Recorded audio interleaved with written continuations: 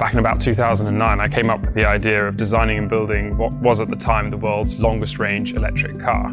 Drove it from the top of Alaska to the bottom of Argentina, which is the world's longest road. The only electric vehicle to have driven the Pan-American highway so far, which taught us so much. That's how we came on to founding Vantage Power, using really the experience that we had gained in those new technologies. And we came across the bus industry, and we thought this is a great way to push the technology we've developed and the ideas that we had. Nobody thought you could retrofit hybrid technology into an existing vehicle. Everyone's trying to cut down on diesel emissions. There are almost no providers for what we're doing. We are the go-to guys.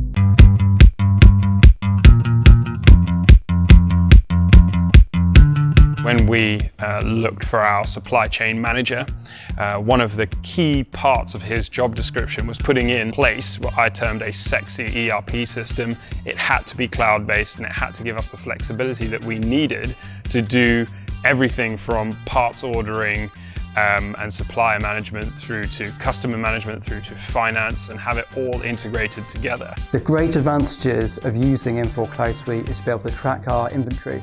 We do a range of assemblies, and using this software we're able to track where all of our components are at any given time. What we do is complicated, strangely enough. It's very complicated. The bill of materials to assemble what goes into the back of that bus is hundreds, if not thousands, of lines long. We know that we have a fantastic product. How we can price that product is market driven. If we can make a profit out of it, is ERP system driven by the sum of the parts of all of the components of the bill of materials. Harmoniously, our sales team, our finance team, and then the supply chain team in the middle of all of that, we're all working on the same platform. We're working with the same data. I was very concerned about having lots of different systems trying to talk to each other and not ever really working seamlessly. So we looked for one system that could do all of that, and we found it.